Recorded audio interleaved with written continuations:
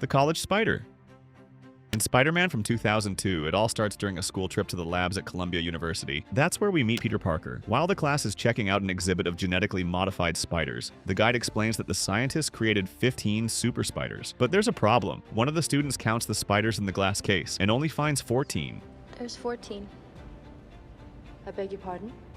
One's missing. One of them got out, and that's exactly the one that's going to change the course of the story. Because right there, just a few feet away, Peter is completely focused on taking pictures of Mary Jane and doesn't notice that a spider is coming down and landing on his hand. That spider, known as the super spider, was altered in a lab to combine traits from several different species. It can make huge jumps, produce an extremely strong web, and it has reflexes so fast that the scientists believe they border on precognition. It sounds like a stretch, but it's exactly that mix of abilities that ends up getting transferred to Peter after the bite. At first, he doesn't even realize what happened, but the next day, he wakes up completely different. His vision improves, his body changes, and superhuman abilities start showing up one after another. On top of that, the movie suggests that the spider sense came from the super spider's absurdly advanced reflexes, capable of detecting danger before it even happens. Peter discovers each ability little by little, which makes that evolution really fun to follow. Who doesn't remember him climbing the wall for the first time, or testing out his webs? Go, web! Fly! Up, and away, web! Shazam! Go, go, go, web, go! The secret room. In The Amazing Spider-Man, the bite happens while Peter is digging into his own parents' past. Using a stolen badge, he sneaks in with the Oscorp interns and ends up walking into a completely restricted area. That's where he finds a secret lab. Inside, blue lights fill a massive room. The place has all these metal structures holding thousands of genetically modified spiders, the ones responsible for producing biocable, an extremely strong artificial silk developed for medical and industrial use. While he's looking around at the equipment, Peter accidentally triggers a mechanism. In seconds, dozens of spiders drop on top of him. Freaked out, he manages to get almost all of them off and runs out of there. But one of them stays hidden in his clothes, crawls up to the back of his neck, and bites him before dying. That spider is far from a normal animal. It was created by Oscorp inside the Cross-Species Genetics Project, which combined DNA from different species to get the best of each one: agility, venom, and an absurdly strong silk. And the most important detail, Richard Parker, Peter's dad, coded those spiders using his own DNA. In other words, they only work on someone from the same genetic line. Peter didn't get lucky. He was the only person on the planet who would survive that bite. Anyone else would have died or gone through an uncontrolled mutation. The mystery spider. Unlike the previous versions, the MCU never showed the spider that gave powers to the Peter Parker of Tom Holland. In Spider-Man Homecoming, he's already been operating as Spider-Man for a few months, and across the whole trilogy, the famous bite barely gets mentioned. The only confirmation comes in a casual conversation during Homecoming. Peter quickly says he was bitten by a spider, but he doesn't explain where it happened, who created the thing, or why it had those abilities. You got bit by a spider? How much did it hurt? The spider's dead, Ned. Since then, Marvel has never come back to it. That decision was completely intentional. Since the audience already knew the character's origin from the earlier movies, the writers chose to skip that step. That way, the story buys time to develop other conflicts, like his relationship with Tony Stark, and the challenge of proving he deserves to be a real hero. Instead of following his physical transformation, the audience meets a hero who already has his powers under control, but still needs to learn to use them responsibly. Even so, the mystery keeps feeding all kinds of fan theories. Some believe the spider came from a lab connected to the old Oscorp, while others imagine it was part of Stark Industries research, or even some secret organization inside the MCU itself. To this day, though, none of those theories have been officially confirmed. The first version. In the live-action Spider-Man released in 1977, the origin of Peter Parker's powers takes a very different approach from the movies. Played by Nicholas Hammond, this Peter is a college student who ends up transformed after being bitten by a spider created during a science experiment. And here, the spider is the opposite of everything you've seen so far. It wasn't designed. It wasn't created. It was a regular spider. Peter was a grad student working with radioactive material in the college lab. The spider just showed up in the middle of the experiment and got irradiated by accident. After the bite, the Peter starts feeling the effects of the mutation little by little. He goes through dizziness, weakness, and a whole transformation period before realizing he gained extraordinary abilities. That was the first time Spider-Man's origin was brought to a live-action production. Since it was made in the 70s, way before digital effects, the crew had to use practical effects to pull off that look. The spider's glow was added with image overlay and editing techniques, creating a luminous effect that grabbed your attention every time it showed up. Japanese Spider-Man. In Spider-Man from 1978, the hero's origin changes completely. There's no radioactive spider here and no science experiment behind the main character's powers. The production creates a totally original story, only loosely inspired by the Marvel character. The protagonist is Takuya Yamashiro, a young motocross rider who finds an alien named Garia, the last survivor of Planet Spider. Before dying, Garia injects Takuya with what's called spider blood,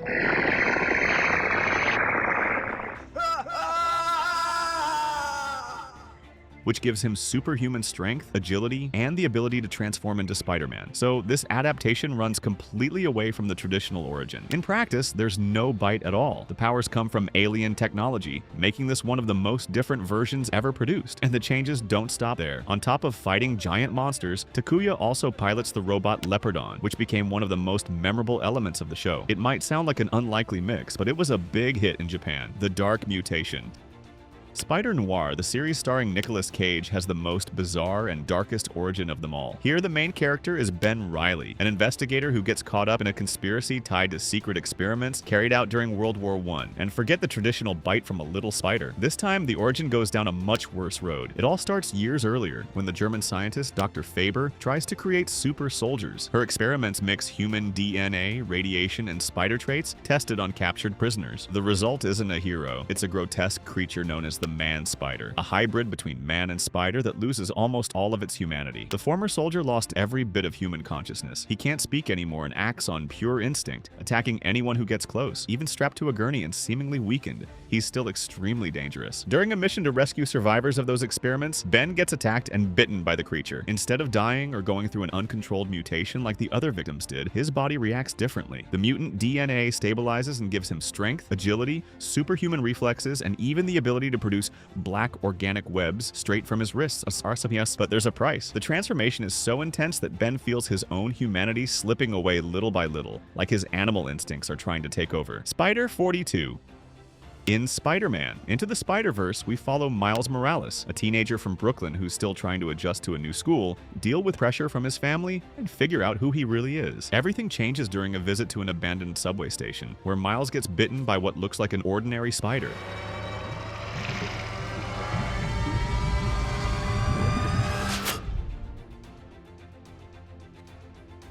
But it's far from just any animal. That spider was created by Alchemax during experiments connected to Wilson Fisk's particle accelerator. Instead of staying locked up in the lab, it ends up getting transported to another universe and escapes into the subway tunnels, where it runs into Miles. Its look gives away that something strange is going on. It has a dark body with red and blue details and the number 42 stamped on its abdomen. That number identifies the Alchemax experiment, and it also references Earth 42, the universe it actually came from. Because it's outside its own reality, its body constantly breaks down visually, that famous glitch effect, flickering and shifting colors like it can never fully stabilize. After the bite, Miles's DNA starts changing fast. On top of strength, agility, wall crawling, and the spider sense, he gets two new abilities: camouflage, which lets him turn almost completely invisible, and the Venom Blast, a powerful bioelectricity that can paralyze enemies and even overload electronic equipment. Across the Spider-Verse reveals that this spider was never supposed to find Miles. Its real destiny was to bite the Miles from Earth 42, turning him into the Spider-Man of that universe. Since that never happened,